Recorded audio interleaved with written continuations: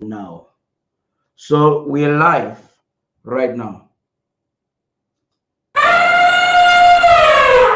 Watu imana moko mwenge luwele loba koluka na teno manja ekwe yo mwenge iya titie kema woteka Mola njonjonjie Adona njonjo Moja moja oh His Royal Highness Chief Robert Esuka Endeli Chief Esuka Matthias Ejo tute oka Mola ste nyoki na iya juan eusi o mwenge Si watu kumane me hoi Aduja Iya mojoko matute kwe yo mwenge Mola samambua kwe yo mwenge alo Professor Nganje Oa Dr. Matute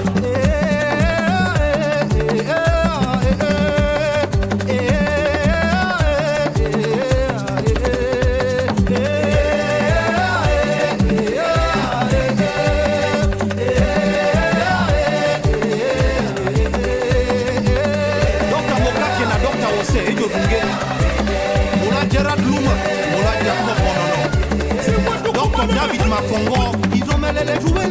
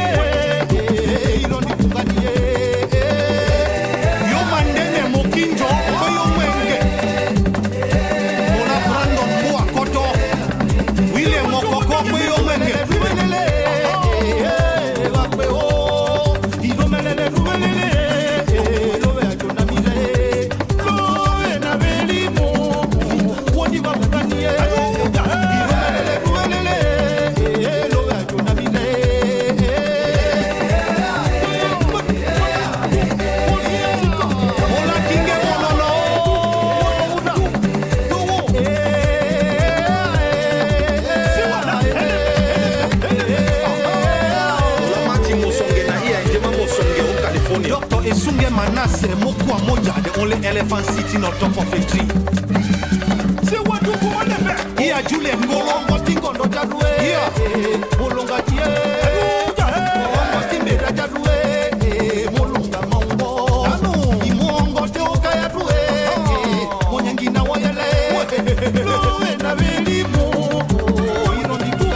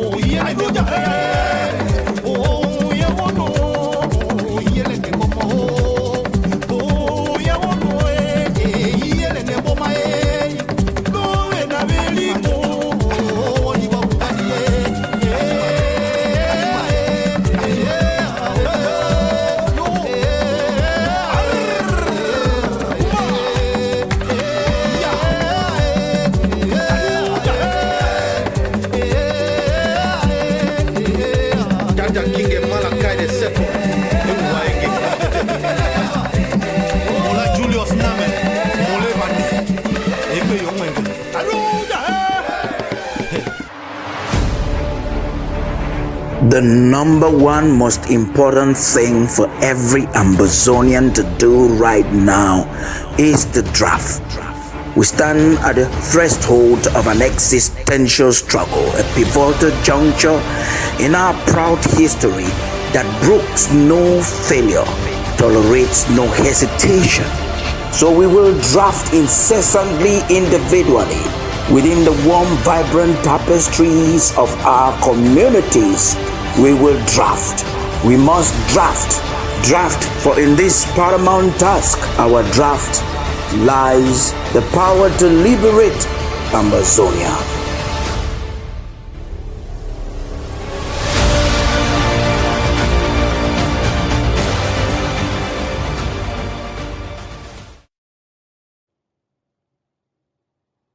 Good evening and welcome to this very important broadcast. Good evening and you're welcome to this very important broadcast where the federal government is hosting, is being hosted by the Atlantic Zone, and that's the zone where the president is coming from. Fako, you have in this zone, you have Fako, you have Meme, you have Ndian, you have Kupe, Mwaninguba. There's a lot we have in store for you today, and we have less than 90 minutes to do so before the draft proper kicks off. I'm calling out those who are watching us via all our social media platforms on Facebook and the YouTube to continue to share and to tell somebody that started. Even the Zoom link is wide open for all to join. Interestingly, Ambazonians woke up this morning, day number 3 of the month of May, with a sweet audio from the President of the Federal Republic of Ambazonia acknowledging that the efforts, the diplomatic efforts of the federal government in the United States has attained some breakthrough. And what's this breakthrough? It has to do with the TPS. You remember just a few days ago, we had lengthy discussions on the technicalities involved when the President Trump, the new sheriff in town, would have to deny the renewal of this temporary protective status for especially victims of the genocidal onslaught in Ambazonia. And in the president's audio, there is even a manual on how an Ambazonian, a genuine Ambazonian, or a Southern Cameroonian living in the United States can benefit from this tremendous work that the government of Ambazonia has done on behalf of the people. The lawyers, Barrister Fru is here to explain to us the importance of that. And we have Commander Willie that will be taking on some reports on defense before we see the reasons why Ambazonians should come together. This third federal government draft of the year. Why is it an imperative for every Ambazonian to make sure that at least today you're completing your federal government draft? And why not doubling it or tripling it because of the need? Before we get into all of that, Tabitha Ako and Onye Okpala are on the other side of Studio 2 with some news for us. Right after that, we'll continue the conversation. Stay tuned.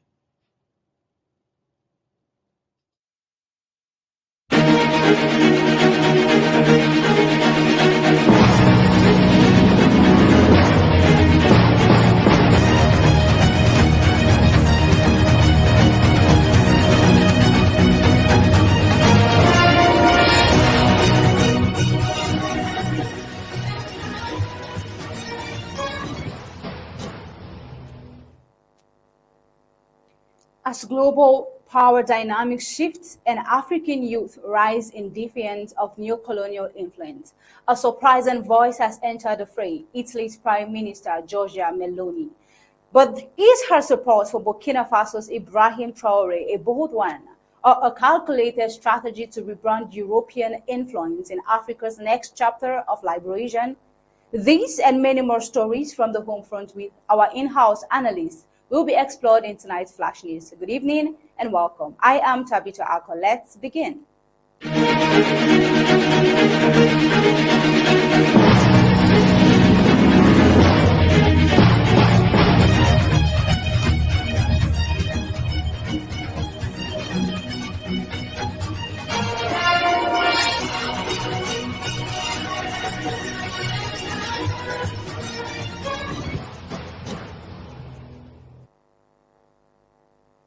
In the recent months, a wave of protests and demonstrations has swept through cities across the globe, from Ouagadougou and Johannesburg to Rome and Washington, D.C. Africans and their allies in solidarity with Burkina Faso's transitional president, Captain Ibrahim Traoré. Their message was clear. Africa is rising and the people are reclaiming their voice and dignity. Amid this global movement, Italy's Prime Minister Giorgia Meloni made headlines when she expressed strong support for Traoré. In a video that surfaced online, Meloni sharply criticized France's economic control over its former African colonies, particularly through the CFA franc, a currency printed and largely managed by France. She called the system a tool of modern colonization and questioned how resource-rich African nations like Burkina Faso remain impoverished while their wealth benefits others. Although Melanie's video dates back to 2019, just as you can see on the screen, its renewed circulation during this period of heightened political tension has sparked debate. Is her support for Traoré and critique of France rooted in genuine solidarity with Africa's liberation movement, or could it be a part of a broader strategy by European powers to realign their influence on the continent? Her remarks come at a time when countries like Italy are seeking to expand partnerships in Africa, particularly in areas like immigration, control, and resource access. Some analysts suggest this could be a diplomatic move to distance Italy from France's legacy in the region, while positioning itself as a new ally. However, in another development on the African continent, Captain Ibrahim Traoré has not held back in voicing his concerns. In several public appearances, including the Russia-Africa Summit in 2023, he openly questioned the effectiveness of the African Union, calling it a symbol rather than an organization. He criticized its failure to take decisive action on major issues affecting African nations, such as the ongoing conflict in Sudan and the Democratic Republic of Congo, as well as the level of terrorism in the Sahel. Let's take a look at this video. You will hear about the African Union. Yes, it exists. But what is the effect of the African Union in reality?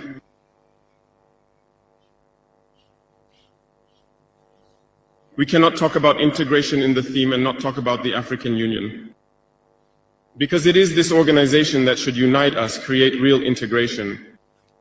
But we regret to see these wars that persist on the African continent, killing millions of young people. And that this organization, which has heads of state, with armies, is unable to organize itself to support certain countries. The Union is not just a word. The Union is a symbol. And we, the youth, should learn a lesson from this situation to unite, to make integration a reality. I was unpleasantly surprised when Ethiopia, which hosts the headquarters of the African Union, was experiencing a conflict. And when I saw the Prime Minister put on a military uniform and announced the closure of the university in Addis Ababa to face the threat. I did not see any action from the African Union to protect these headquarters. Most Western states saw Addis Ababa falling, packing up and leaving. Ethiopia fought, found an internal solution, and is living more or less in peace today. The children of Congo have been dying for years. Several other conflicts, such as in Sudan, exist on the continent. We would have liked to see the African Union generate the forces and all the necessary strategies to support these states so they can regain peace. For nearly 10 years, the Sahel has been the theater of international terrorism. But we see no support from these organizations to find a solution to this problem.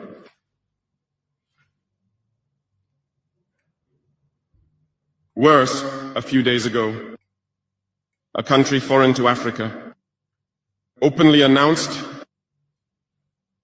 having supported and participated in a cowardly terrorist and barbaric attack against the forces of our confederation in Tinsawatten.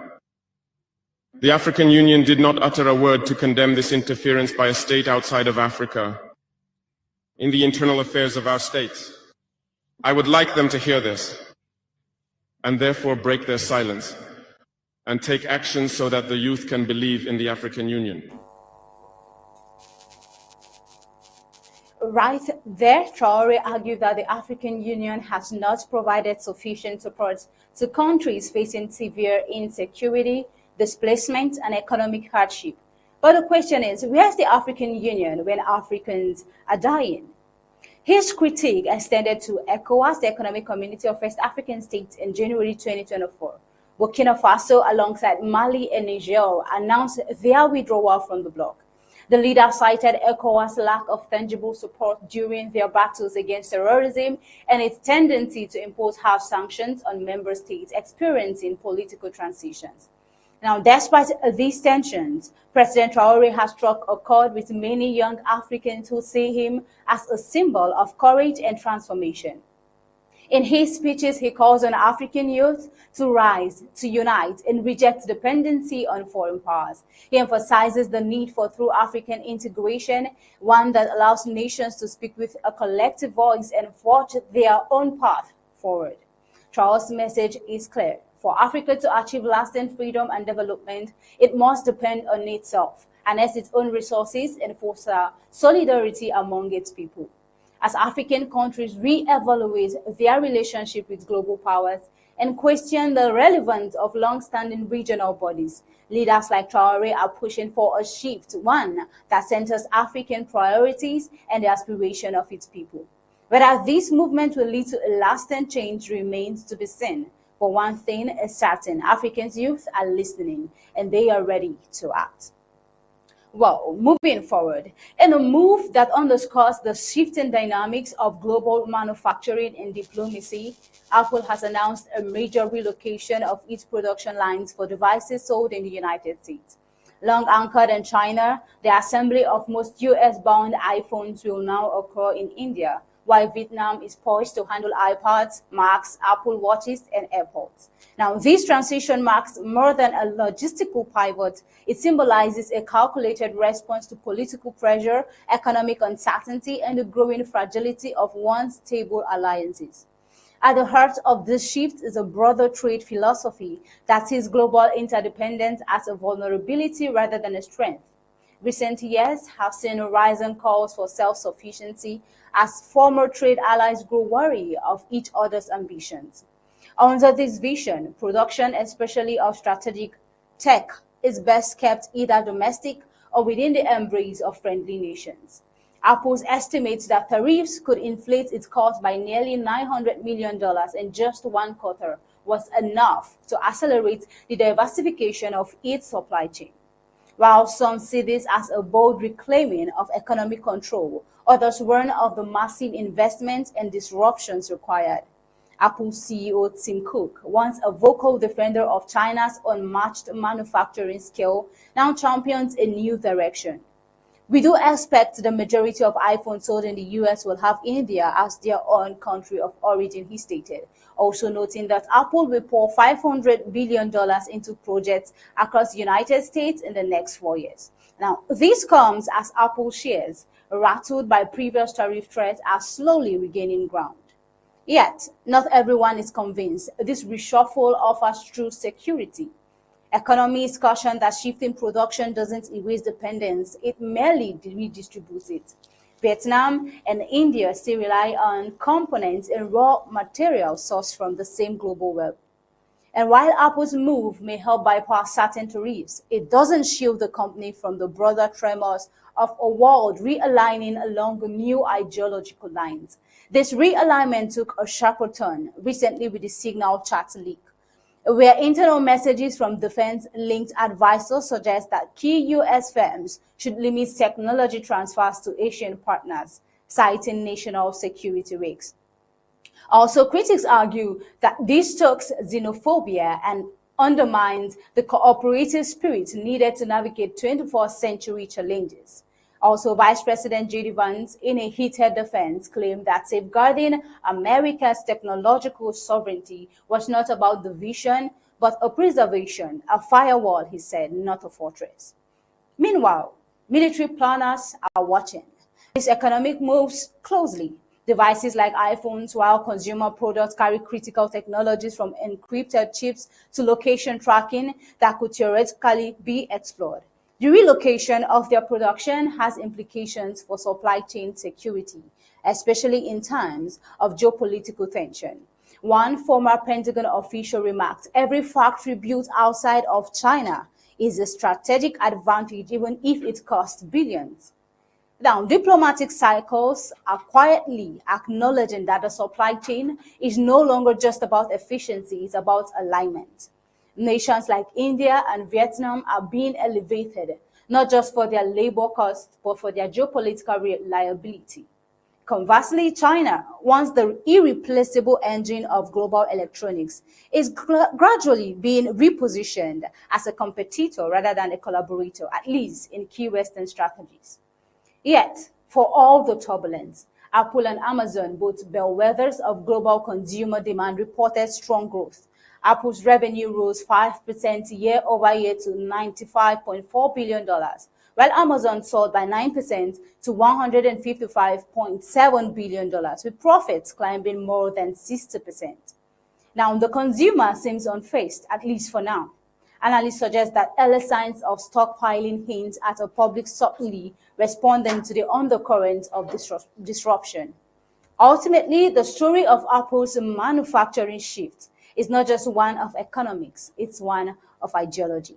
One vision prizes national self-reliance and economic walls to guard against rising threats. Now, the audio argues for flexible resilience within an open, interconnected world.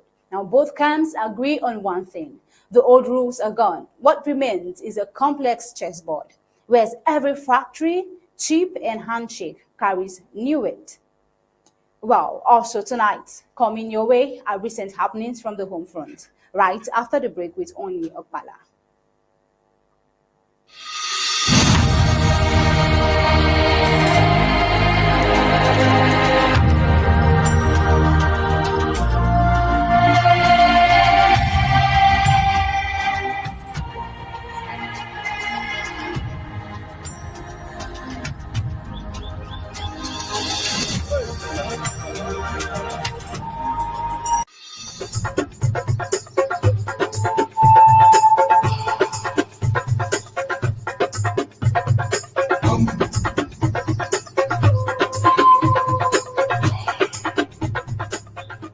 Sovereign silhouette, the emblem of a good day.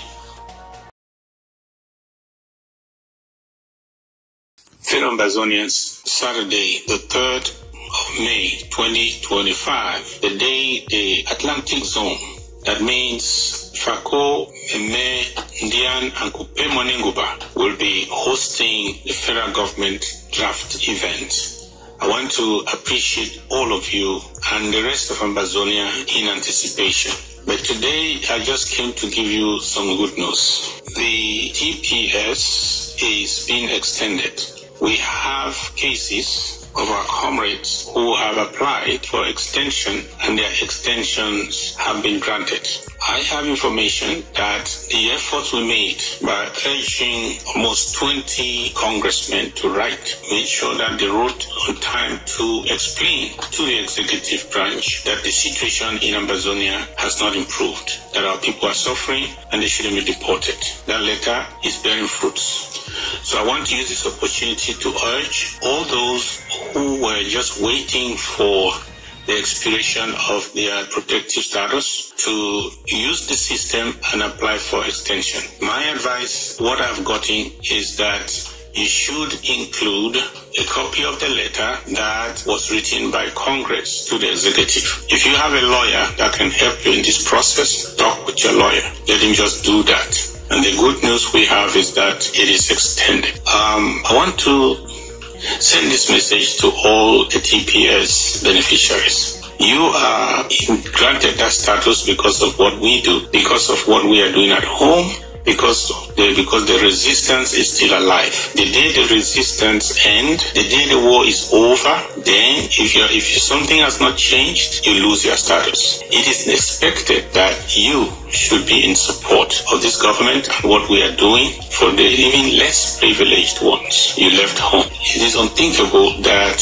thousands upon thousands that are now being under this status, protective status in the United States. Many are not doing what they're supposed to do. We don't see you. You are like freeloaders. We are doing the work and you are taking the benefits. I want to challenge you to do some little work. I want to challenge you to make some little sacrifice too for the ones who are behind. For those who are dying, those we are supporting and helping, have some skin in the game. Have some skin. I'm inviting you to the draft Saturday the 3rd of inviting you. The time is 8 p.m. Ambazonia time. I hope you will be there. So let's share this message, share it to everyone who is probably in that category to take the necessary steps and apply on time for the extension of their temporary protective status. As I told you, we'll continue to do our best to make sure that no Ambazonian is left behind, and that you should also do your best to support us for supporting our people. God bless you and have a good day.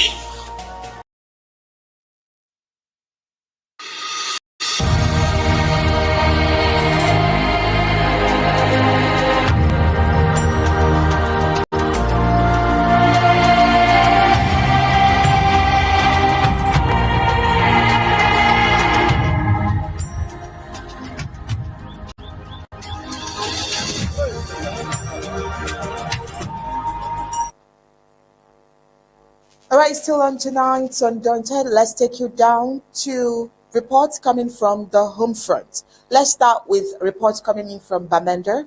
Bamenda, the capital of the Atlantic zone of the Federal Republic of Ambazonia, was early quiet on Labor Day. This is because residents observed the ghost town that particular day, which is a form of peaceful protest against La Republique du Cameroon spearheaded activities. So on this day, it was typically marked by celebrations and parades, what's instead a testament to the zone's ongoing struggle for recognition and rights. And so the Ambazonian struggle for independence has been ongoing for 9 years, with Ambazonia experiencing periods of unrest and violence. The colonial government's response to the crisis has been met with criticisms, with many accusing Dictator Biya's administration of exacerbating the situation with the military option.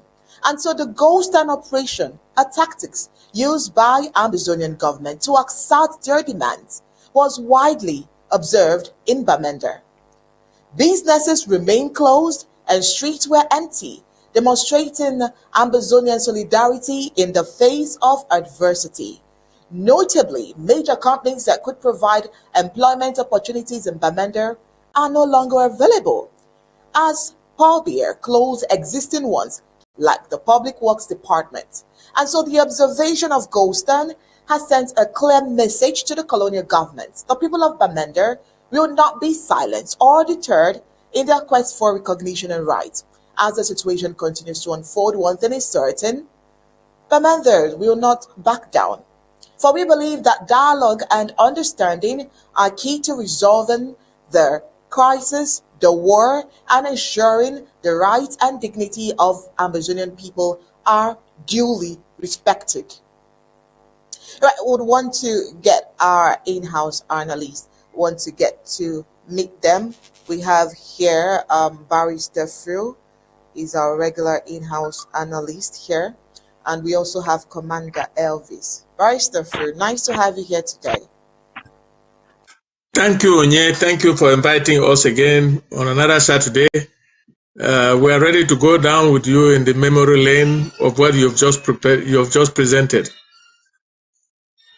So many more reports, but let's just start with this. Commander Elvis, how do you feel that the ghost town has been observed, especially when it comes to the Labor Day, not just Monday, but the Labor Day itself? We've been having reports coming in, and we always observe the Monday ghost town because that is the particular day. But this time around, on the 1st of May, which was a third, people were willing to sit at home and do the needful. How does that information get across to you? How do you feel? Oh, thank you as well, Onye, for the invitation. And as always, I'm always privileged to extend great things to our great statesman, Fru. We have been following the event of the 1st of May, which happens to be one of those days that La Republique tries to celebrate in our territory. The lockdown, from most cases, as you know, was successful. We know that La Republique as well does not only celebrate on that first, they always use a Thursday and a Friday. That was extended because a bunch of lazy people, and that seemed to have been the case. So our people did stay indoors. Those that had ears listened, And I think because of that, they were able to avoid some situations that probably could have arisen if they had not followed through.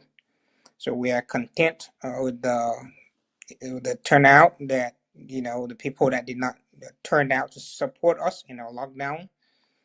People already understand that such events or such days are no-show days. Of course, there are places that always act stubborn and go contrary to our rules and regulations. But we try to do everything in our power to make sure that we are fully in control of the situation when we involve a lockdown as such. So thank you again for that question, and I'll hand the floor over. All right, thank you so much, Commander Elvis. Barrister Fru, how do you feel? I know when stories of winning comes to our bulletin and our unit here, you're very excited because, I love the smile on your face. How does this information get across to you? How do you feel? I am no longer surprised with the ghost towns in Bamenda, particularly because Bamenda respects the laws and regulations of the Federal Republic of Ambazonia. And Monday, the 1st of May was not, was it Wednesday? Whatever date it was not any different. Everybody stayed home. I saw the colonial governor officiating somewhere in Bamenda Station where he thinks is most comfortable. But by and large, everybody stayed home, and I'm very happy about it. But wait, they have seen nothing yet. The big one is coming on the 20th of May. We will see. I hope that La Republic is not planning to come down to Bamenda town and march. If they try, well, we'll have the ASA for them to answer to. But Labor Day was an avant-goût, as they say it in French. It was a sign that 20th May will be a disaster for La Republique du Cameroon. I was particularly happy. Thank you very much. All right, obviously. But, while Ambazonia observed a ghost town on the 1st of May, the peace in the town of Bambui in the Midland Zone was shaken by an unfortunate event when unidentified gunmen shot and killed a man called Abdul, who was newly appointed the branch manager of a traveling agency. Abdul, who had recently taken on the role of manager at the Bambui branch of Mogamo Express, was targeted by unidentified armed men who broke into his home demanding to see him. Eyewitnesses reported that the gunmen stormed in around dusk. When Abdul resisted their attempt to take him away, a confrontation ensued, resulting in the assailants opening fire, fatally shooting him at a close range. Tragically, he was shot multiple times in the chest and he gave up. Residents later transported his body to Old Town, where it is said to be buried later on. Abdul was known for his friendly demeanor at the agency's ticket counter and had earned the trust of many regular commuters. These incidents add to the hundreds of cases of violence against Ambazonians since the 8-year war broke out in Ambazonia. While no group has claimed responsibility for the shooting, many believe it bears the hallmarks of tactics of individuals disguising as freedom fighters in Ambazonia. Commander Elvis, there was a period this was looking like a trend where we find people disguising as amber fighters in quotes, and we're wondering, what is the military department doing about this? A few times, some locals or some residents apprehended a few of them and probably, made the locals to see that these people are not really amber fighters or ASA fighters, as ASA fighters are usually very organized, very disciplined, and very trained. But this has happened, and we are wondering what would have happened here. What do you think would have happened here to make unidentified gunmen come in and disguise themselves as ASA fighters? Okay. Thank you again for that great question, Onye. As you rightly said, this is a situation that has repeated itself many times. Unfortunately, Mr. Abdul was one of our citizens from Bui County, to be more precise. And when I heard the report of somebody being killed in Bambui, I was immediately tasked to investigate the matter. So I was actually up the whole time, making sure I reach out to the commanders in the area. They reach out to the foot soldiers to make sure that we identify who these perpetrators are. And it rightly did point the fingers back to La Republique. This is what they have been doing for the longest time. You know, they would disguise as our ASA, meaning they would probably not put on their uniform. They would come in late at night, and many times in this kind of case, it was actually proven that they actually came for some ransom, and it failed, and they targeted him and killed him. He might have known maybe one or two of those his attackers, but with him gone, that only remains for him, remains a story for him himself. La Republique does this to intimidate the people and to turn the people against the civilian population, or to turn the civilian population against our Ambazonian State Army. This is something, again, that has happened around that area so often that the people there now know what the truth is.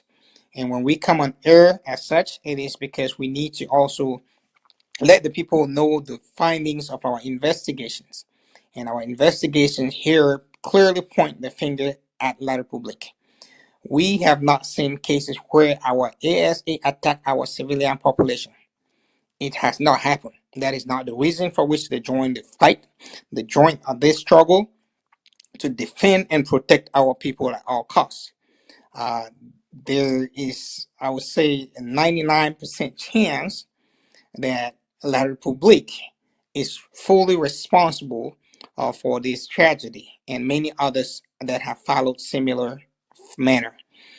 They come in at night and they take that person, and when they ask for money, if you don't provide, they kill you. Sometimes attack you as an Amba supporter, maybe because he might have just transported somebody who he doesn't know and they assume he's an Ambazonian, or material that they think is maybe something that the Ambazonian State Army is using, and they target that individual and kill. Many Ambazonians, unfortunately, have fallen prey to these modus operandi that La Republique has used to kill a lot of our people. And we need to bring it out to our people to understand and know that the Ambazonian State Army is there to protect them at all costs. And if we find any, like we've had in the past, we know all fully well what some of our proxy groups, which basically La Republique sponsored agents, have done, in which they have had such actions against the civilian population with the intent of having the civilian population rise against the Ambazonian State Army and make them kind of redundant in the area. But because we have identified those a lot of proxy groups, it has been impossible for them to continue to harass our people. So we call them out by the name. If any Ambazonian State Army were ever responsible for such an action, we would clearly identify him, go through his chain of command, and have him punished accordingly. This is something that their code of conduct clearly defines their modus operandi. Their operations in the field as well as off the field should be ethical.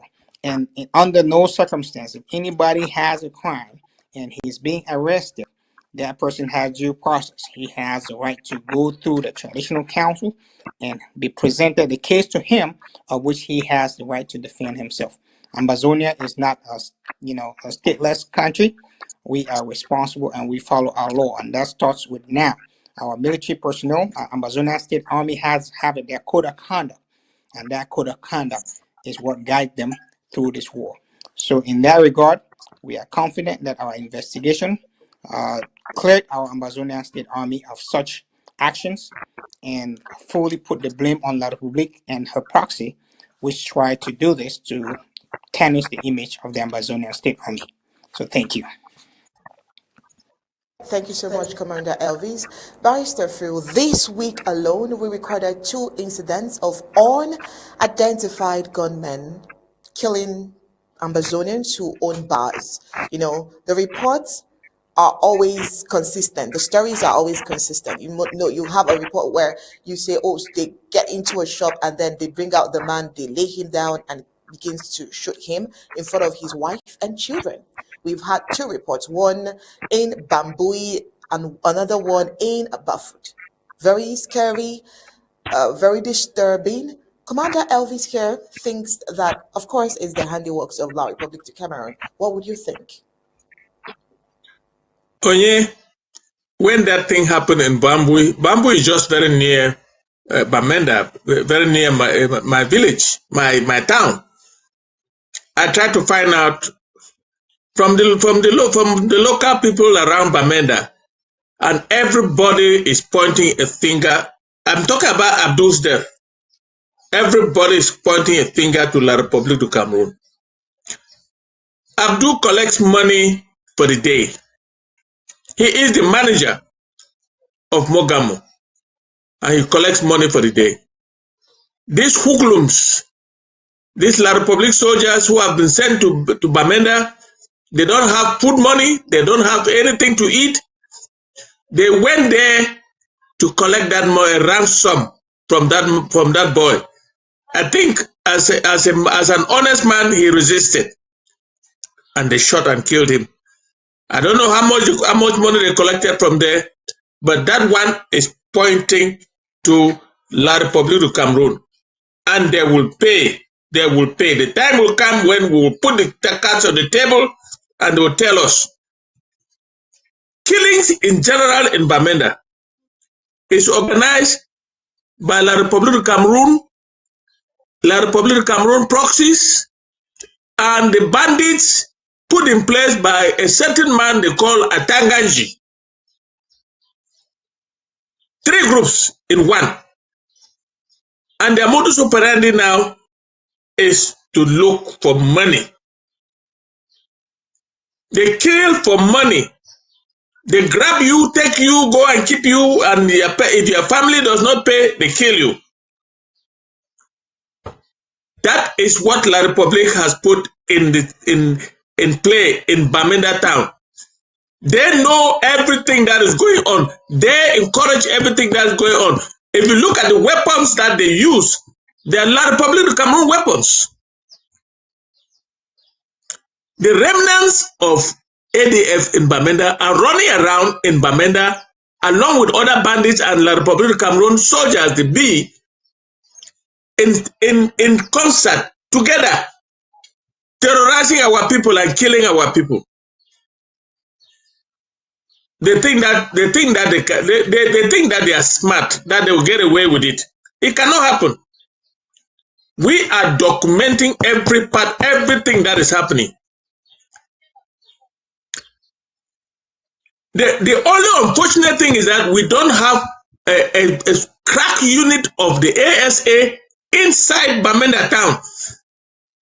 I have always said that we should find a way to create an urban guerrilla warfare inside Bamenda and purge Bamenda of these hoodlums. The hoodlums are men is the BIR of La Republic du Cameroon, the ADF of Ayabacho, and the bandits created by Atanganji. If we don't take them out of Bamenda, they will end up reducing our population. And it's a sad story for us. But I think that our ASA is working. I don't want to say anything. Commander Willis, Commander Elvis knows everything, because he's the chairman of the National Security Council, and they have a duty to make sure that they put a crack unit of urban guerrillas in Bamenda.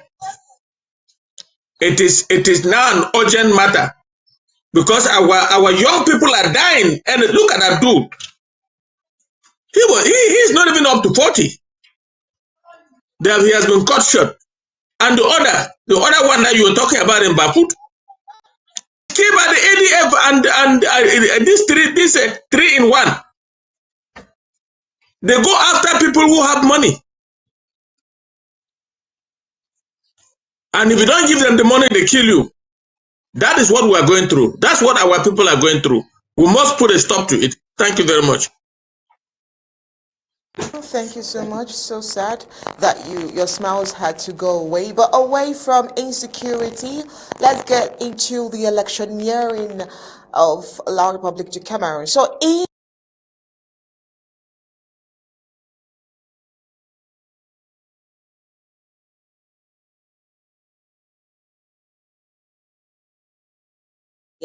are organizing to ask President Paul Biya to extend his term until he's 100 years old. Amazing. The proposal has sparked widespread criticisms, with many questioning the priorities of the organizers. Well, according to reports, the organizers have collected over 30 billion francs CFA to fund their rally. These amounts raised eyebrows given the community's pressing needs, including access to clean drinking water, reliable electricity, proper roads, and adequate healthcare facilities. Many argue that the funds could be better utilized to address these basic necessities that the people of Ambazonians lack. The Ambazonian National Security Council, the ANSC, has issued a strong warning to the organizers, questioning the timing and purpose of the rally. The ANSC spokesperson, Commander Kenneth, has advised the organizers to consider holding the event in Yaoundé, the capital city, instead of Bangem, citing concerns about potential trouble. Let's get that audio from Commander Kenneth.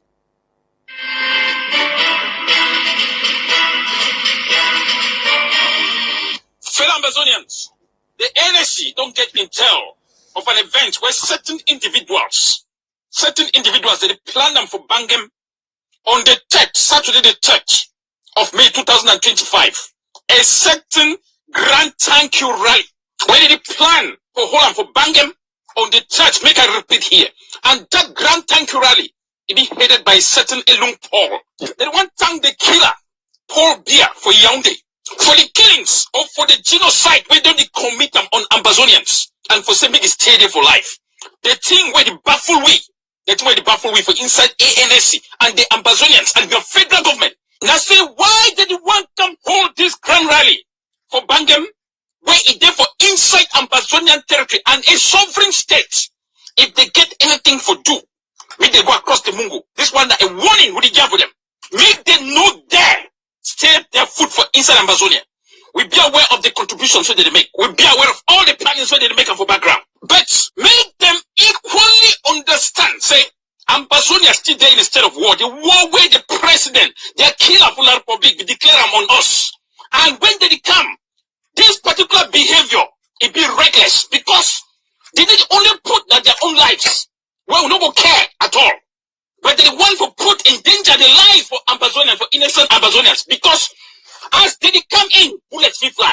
As they get inside Bangam, bullets will fly. And as they go out, bullets will fly. The ASA, they be on high alert to defend the federal territory against the people. They were this very group of people. They stand in tandem with a group for Yaoundé, for Chiram. When they kill people like Mamiapi, then they kill people like Bebe Matra. They don't become hold a grand rally for condemn them. They come today for simply come tell their killer. So which way do they do and don't always be right. Ambazonia go always hold and responsible. For those of you that they contribute this money then, make I just name a few. You get people like Elung Paul, where they contribute 10 million. Etake Divine with 8 million. Ngole Elvis Etuge with 2 million. Ngule Valentine, 3 million. Cecilia Epie, 1 million. Williams Besson, 1.1 million. Epie Jerome, 1 million. All this money them. So many of them, more than 100 there for the list, where they contribute more than 30 colonial million CFR. All when they contribute, we get to name them. We not go get for contribute 3 times this amount of money for Ambazonians. If we not contribute, we not picking the budget this money, we not take note. Ambazonia no go forgive una. What you like to do? We want una again today. Una stop them immediately. Ambazonia be bigger. It be bigger than each and every one of una. And una no go stand. Una no go stand for way for achieve what you want them. When I take anything on the planet across the Mungo, when I go to Yaoundé, we are not there for drop Ambazonian soil. We are the feet flat from the crumbs for Yaoundé at the expense of innocent Ambazonians, their blood. That blood could drain Huna. Bangam no be with a property. Make her repeat again. Bangam no be with a property. At the same time, we salute the sons and daughters of Bangam when they don't stay true to the cause of this revolution. This one that is spokesman for the ANSC coming out today, the 1st of May, 2025. Short live the revolution, long live the Federal Republic of Ambazonia. Oh well, let's get straight to Barrister Fru.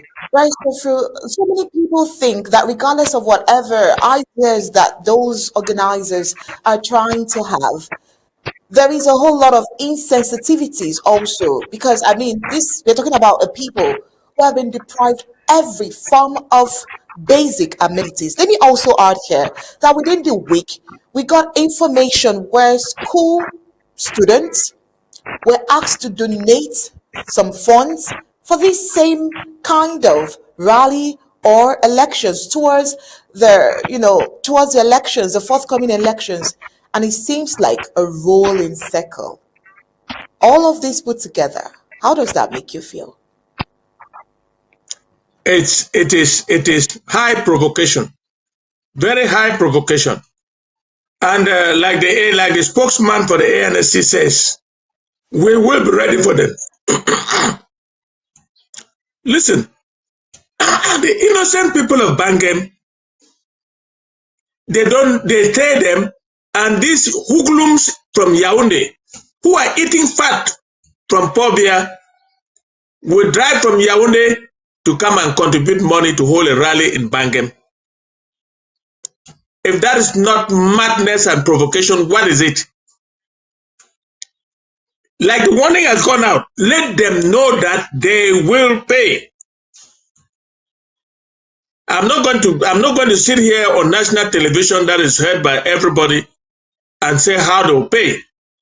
But they'll pay double, triple, quadruple what they are contributing now. But that rally will not hold. Yeah, get my lips. It will not hold in Bangam. Commander Elvis and the spokesperson for the ANFC has spoken, which means that contingency plans are on the way to make sure that that rally does not hold in Bangam or anywhere in Ambazonia. Let them take it to Yaoundé. That's where they are living. They live in Yaoundé in their comfort zone, and then they drive to Bangam to go and put our people in Bangam in harm's way. If that's not provocation, then what is it? It is sickening. For who? For a 100-year-old man? Is it a sect? Or how do you begin to reason that you will put your people, the people that you claim they are your people, in harm's way because of a 97, 98-year-old man? And what has he done for Bangam? Is there a road going to Bangam? Is there a road going to Bangam? And you go to the extent of holding school children to take small money that their parents are sweating every day from cocoa and banana and plantains and cocoyams, and come and give you to add to the millions that you have brought me on that you're holding a rally. It will not hold, because if they attempt it, it will be easiest way to the end of the world, nowhere. Thank you. Thank you so much. Commander Elvis, Barrister Fru is saying it will not hold. What will the ASA do or what will the county chairs do as a military personnel? What are some, or maybe actually may not want to share your strategic moves, I know, but are there strategic moves to ensure that the rally doesn't hold? Oh, thank you again, Onye, for that question. Actually, today is Saturday, the 3rd of May. That is the day that the rally was actually planned. It's already 10 p.m. Ambazonian time right now. So we're talking of something that is already in the past, matter of fact.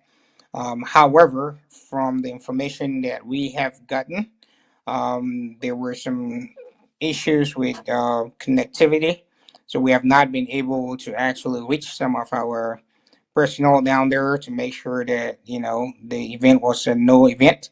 There was everything put in place to make sure that that event does not hold.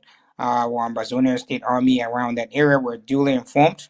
We also sent out the audio from the spokesman of the Ambazonian National Self-Defense Council, as you listen to, articulating and letting the population understand the risk. And I do think that this was a no event. As of now, we're still to get reliable information from the state actors on the ground, if at all there were any violators. But before, I think tomorrow, we should be able to get the full details on what transpired. Again, the ANSC did everything possible, put in the right resources, informed all the Ambazonian State Army around that area, prepared them for the possibility of any eventuality. They would be in charge. I believe they are capable, and that event must have been a no event. I'll be surprised if they did hold any rally. It would cross my imagination. But so far, so good. That is what we know. It's already an event that is in history, just like the 1st of May, and the struggle continues. Thank you. Thank Thank you. you. All right, the struggle continues, but let me just ask this. Are you aware of the reports where secondary school and probably a few university students are asked to contribute for some kind of rally and for some kind of support in Ambazonia as well? Uh, yes, definitely. We, as our spokesperson for the Amazonian National Self-Defense Council, read out that list of all those CPDM elite people. We are fully aware of that particular list from the CPDM elite. However, that we understand that La Republique would use every intimidation tactic to extract even from the students that don't have what to even pay their school fees, and that baffles us a lot. We have been investigating the aspect. We don't find any other concrete information on that lane like we do have with this CPDM elite. We have a list of almost more than 100 people on that list. Anybody whose name is on that list should understand that he or she has made themselves an enemy of Ambazonian state. And being an enemy of the Ambazonian state, you understand that you have already committed a crime that is supporting the enemy to be able to use those financial resources to turn around and kill your people. The communication has been very clear from the spokesman. Anybody whose name is on that list, for if they even want to start any sort of negotiations, they have to pay at least 10 times what they are paid to those hoodlums, to the Ambazonian State Army, to make sure that they are fully equipped and fully prepared for whatsoever that those funds that they have sent will be coming back to hunt them. There is no reason why our people should be happy because a 90-year-old man is looking to extend his reign until he becomes 100 years old. That is stupidity at its peak, and we cannot support it. That is why we are happy for those that were actually a part of that group and that leaked out that information to us. That is telling all of them there that they cannot even trust themselves that they're in that group, because they're actually real Ambazonians in that group that would not allow such mayhem to happen. And they'll rather have that information sent to the Ambazonian people than to allow them to collect money and have any rally. So that is a total no-no. And any Ambazonian, wherever he is, if you're going to be putting down your name on the list, if you're going to be donating any funds to La Republique and her proxies to come and hunt your people down, back home we say 99 days for the thief and 1 day for the owner. Know that that 1 day is coming. And when you got caught, when you get caught with your hand in the cookie jar, you have nobody to plead for mercy, because we are in a state where our people are being killed on a daily basis like chicken. And if you happen to be one of those that is facilitating that, you know what awaits you. It's not a judgment that I would like to, say it on state TV, but you must have dug your own grave, put it that way. So it's better to abstain from any such than try and see, because it would not end up well with them. So for any student who has been coerced or who had been forced to donate any money, please report to the nearest Amazonian State Army with the full information of those that are behind this act. Anybody who threatens you, an Ambazonian, to pay money to support La Republique and her agenda, please don't hold it back. Bring the information to us, make it public, send it to the Ambazonian State Army. We'll receive that information. We'll go after those organizers, and we'll make sure that they are punished, just like the Occupied Republic is being punished.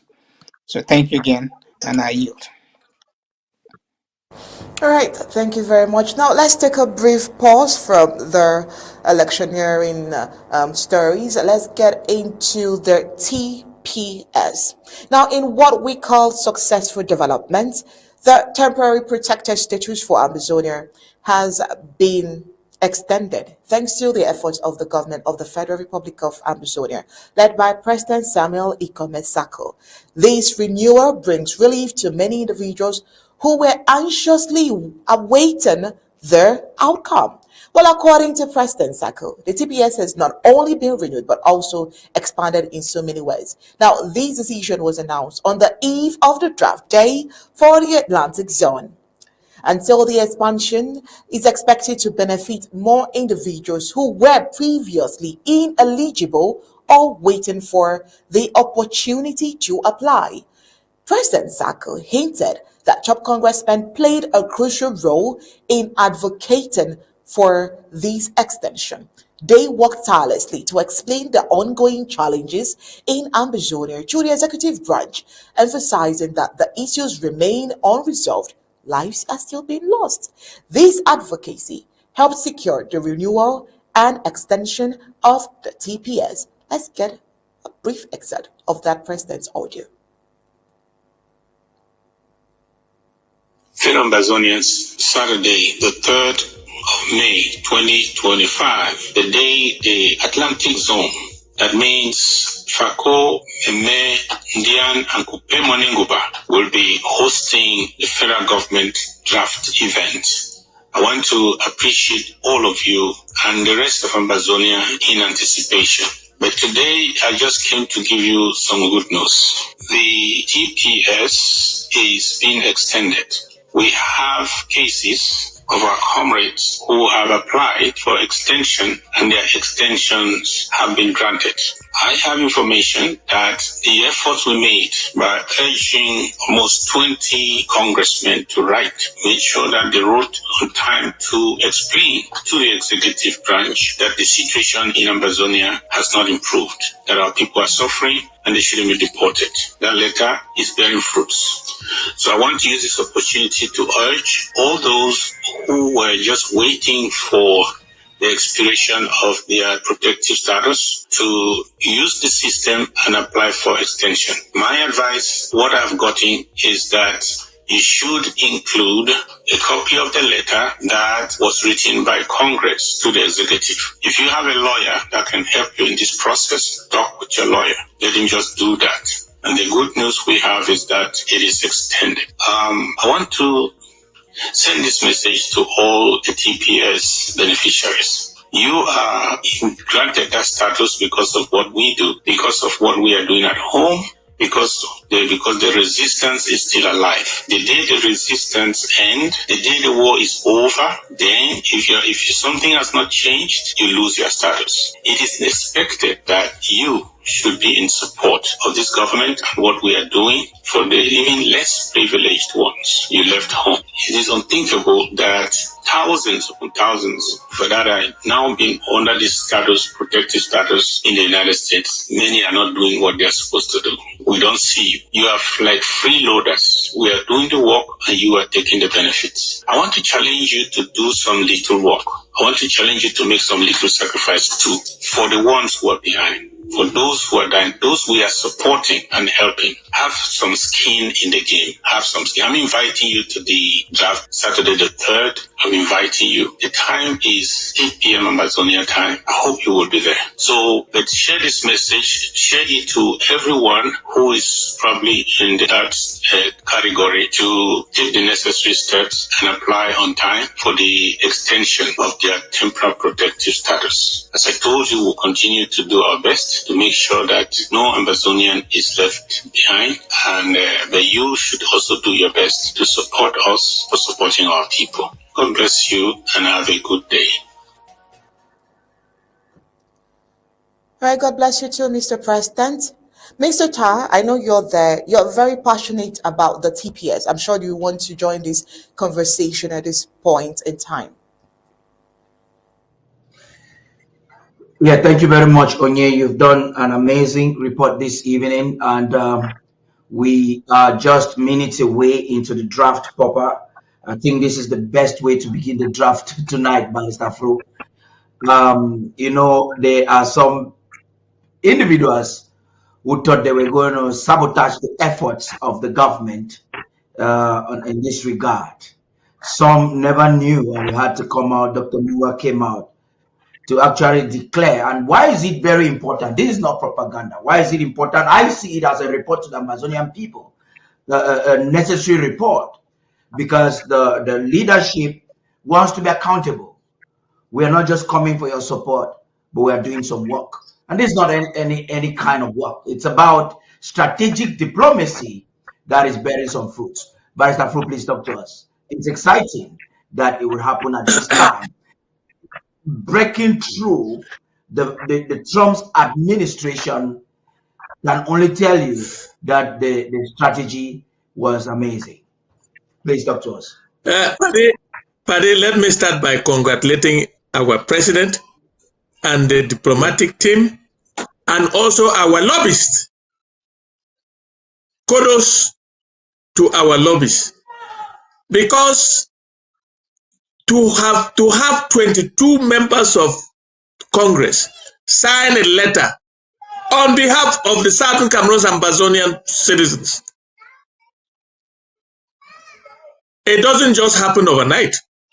This government has been working day and night, 24/7, to ensure that that letter takes effect. You don't just, a congressman will not just sit and write a letter and 22 of them sign without somebody working to have that happen. Yeah, and look, Ambazonians should know that this government will not leave a single Ambazonian behind.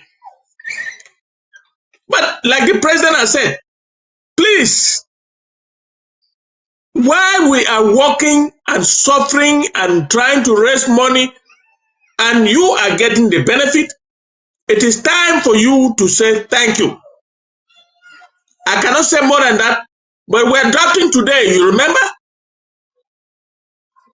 Even if you don't come today to give your own money, make sure, no matter how small, $10, $5, whatever, to show your appreciation that the government is working for you. We are a government, we don't have taxes, we don't collect any taxes, we have no income. The income only comes from all of us putting in draft, in donations, in whatever form, and the government is working day and night with no salary.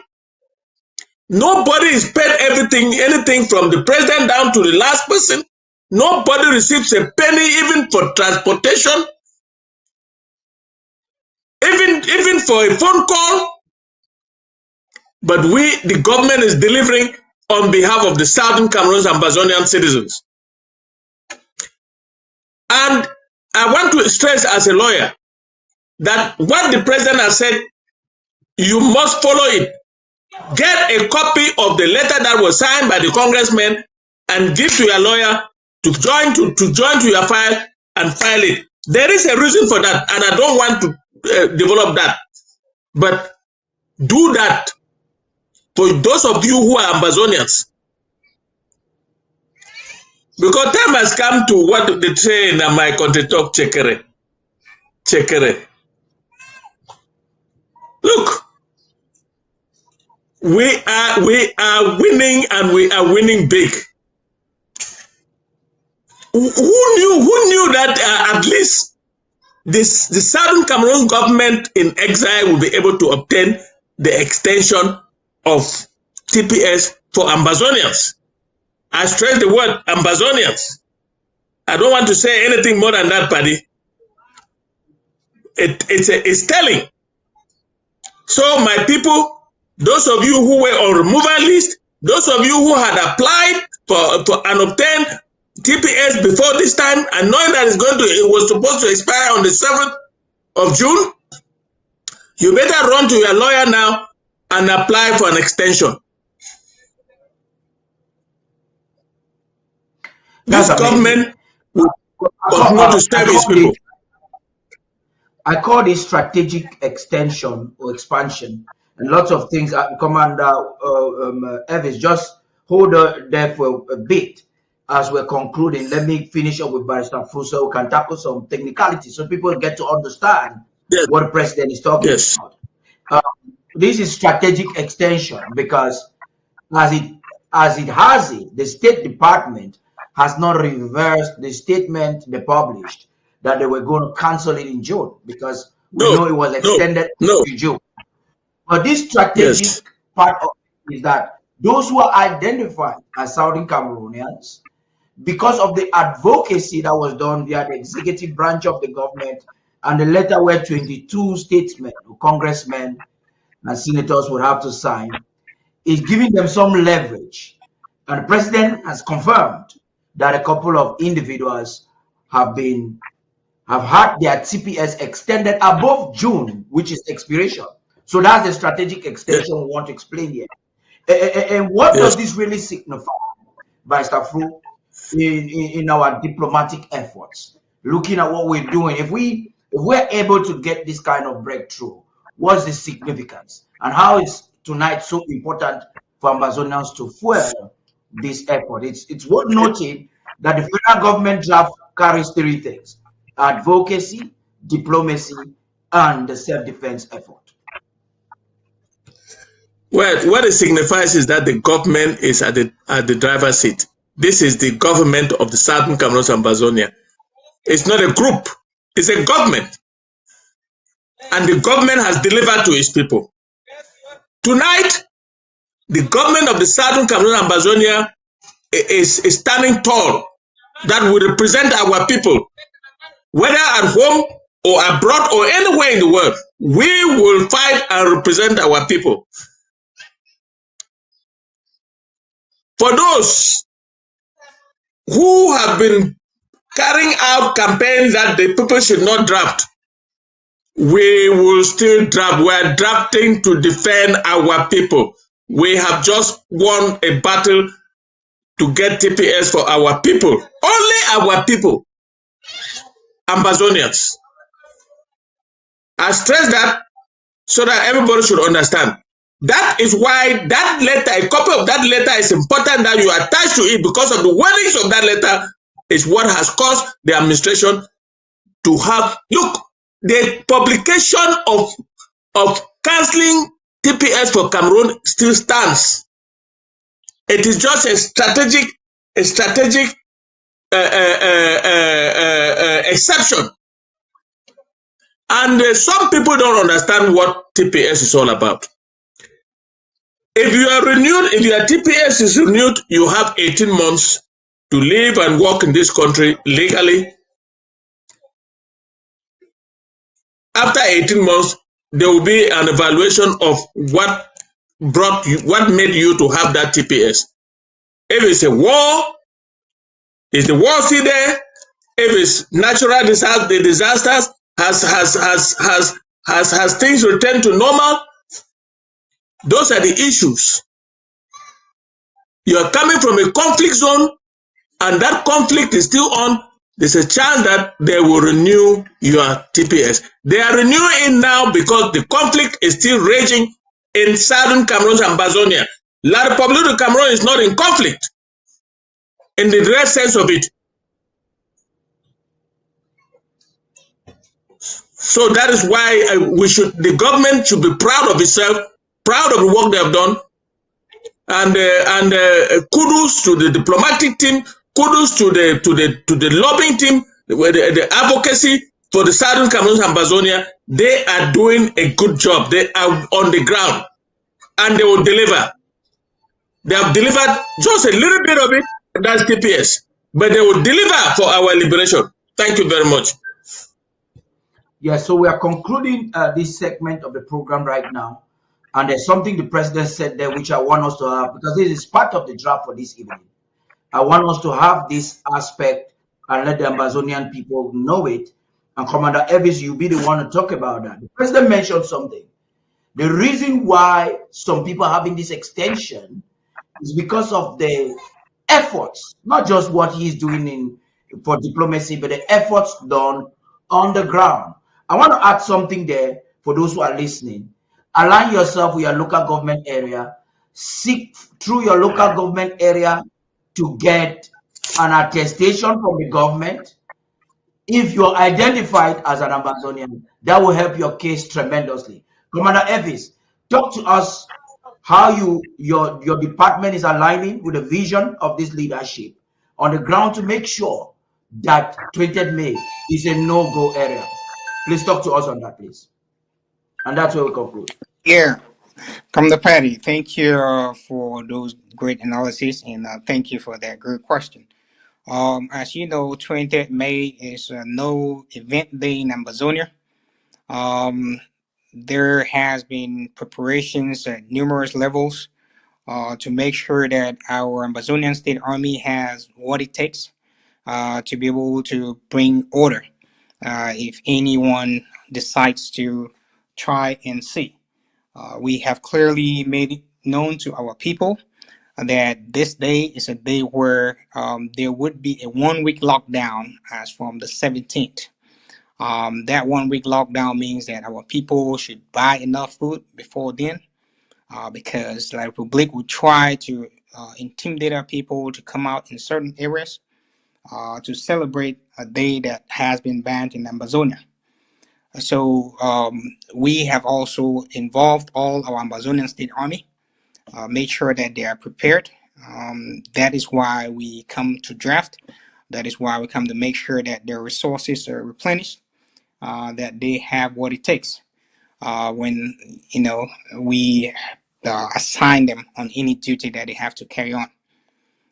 Also, like you mentioned, the TTPS. It is something that Ambazonians are grateful, and just like the president did mention in his speech. For those that are out here that have used that as a reason for them, or that have left the country because of the turmoil there, it is their turn to make sure that they contribute in one way or the other to make sure that the structures that we have in place are able to facilitate a situation where we all can get back home. We are all proud of the situation in Burkina Faso, where we see a great statesman in the name of Traoré doing his possible best to rebuild his country, rebuild his nation, and in general, rebuild Africa to a greater extent. We all want to be in that lane, and in the sense of making history, it is our turn to make sure that we come together, that we put our resources together, that we defend our territory, that we defend our people, and join Burkina Faso in the match. It is a struggle that has far-reaching ramifications, and we start small and we grow bigger. What has started in Burkina Faso extends to us in Ambazonia. We don't want our people to be in foreign lands, begging to even stay there. where they have a beautiful land that they can rebuild and be comfortable in their country. We want to go back home, all of us. We want to rebuild, but we don't want our people to be sent back when the situation is unstable. That's why we try to encourage all our citizens, all Ambazonians that are out here, to learn from the situation in Burkina Faso, to make sure that if you are out there, you should be proud of your nation, and you should do everything in your power to support the nation building.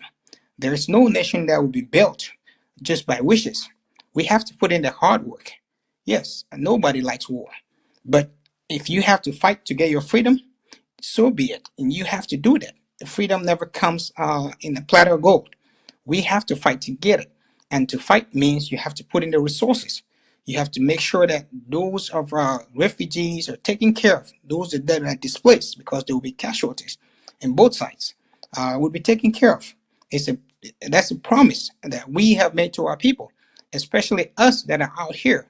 And when the draft is organized, that draft is something that helps us to be able to provide at least a list of what we have to support this course.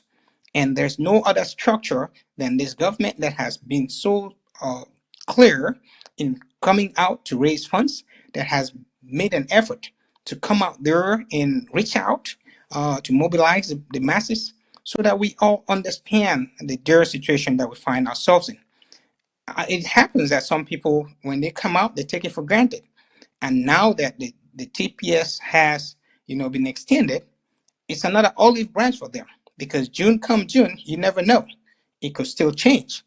So you better support it. Make sure that by the time it's being rescinded again, you're going back to a free Ambazonia, where nobody will be able to tell you to leave their country for whatsoever reason. So on that note, Mr. Patty, I want to thank you again for this great show. And so we're all on board to make sure that Biya, and not just Biya, after Biya, our forces are ready to join hands with Traore and, get Africa free. That we are ready. Thank you. That's amazing. I think we've come to a conclusion on this. We'll have just 2 minutes. I'm calling on those, the host, Dr. Anderson, for the Zoom, to give the vice president a co-host, and probably identify Professor Tebo just joined too, and others who are on the Zoom that are administrators. I think they're indicating that they will need to have some host rights. I understand that the president is already in the Zoom. We're going to try to connect him in our studios shortly. But Barrister Fru, 90 seconds. How is it of every significance that Ambazonians help the state army and boycott this day? But first of all, by giving the state army intelligence of every miscalculation or evil calculation by Cameroon and their proxy, and the historical evil behind this day. Please, you have maximum 90 seconds to do that, so that we call it a day. The 20th May is a historical day of mourning for the Southern Cameroon's Ambazonia. And therefore, we cannot tolerate anything on our land, in the land of our birth, called 20th May. Therefore, we must do everything to provide the Ambazonian State Army with enough resources to be able to make sure that nobody in Ambazonia comes out for anything called 20th May. Nobody, even from La République du Cameroon, is allowed to do any kind of celebration in Ambazonia. Ambazonia should be in mourning, because that is that's the last nail that was nailed on us by the complicity of France, Cameroon, and the United Kingdom. So everybody in Ambazonia should be ready to sacrifice. Go home, stay home. Don't come out. Don't let your children come out. Don't let anybody who is related to you come out and enter and face and be caught by a stray bullet, because the Ambazonian State Army will not take it lying down. La République du Cameroon cannot make Ambazonia part of it by force. We have said so and will continue to say so. There will be no celebration of 20th May in the southern Cameroon's Ambazonia. And the Ambazonian State Army will defend that principle to the last man standing. Let La Republic know that we hate 20th May. We don't want to hear anything about 20th May on our land. The significance of that 20th May is aching to us, even to the children unborn.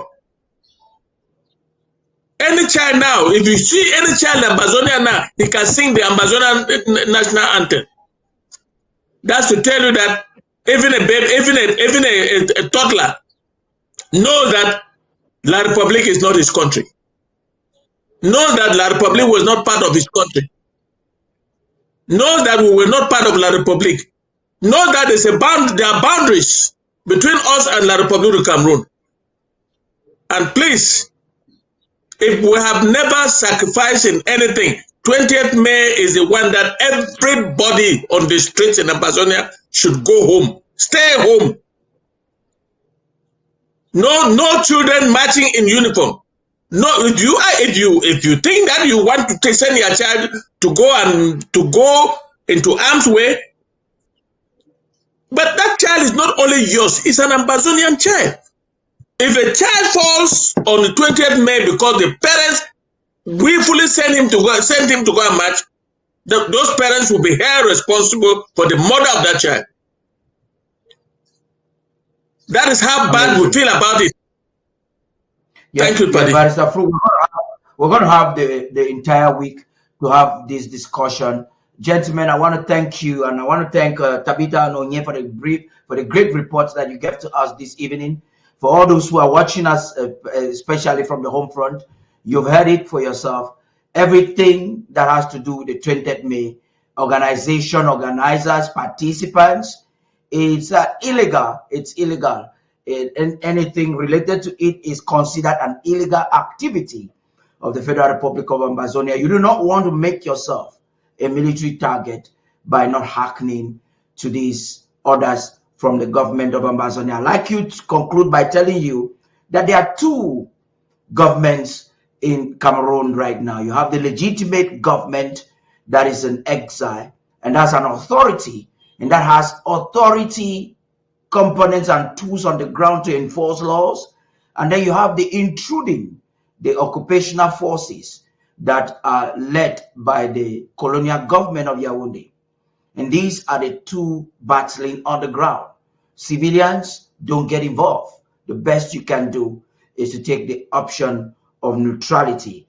Until next Saturday, we'll be handing the mic to those in the Zoom because the draft has officially started. Stay tuned.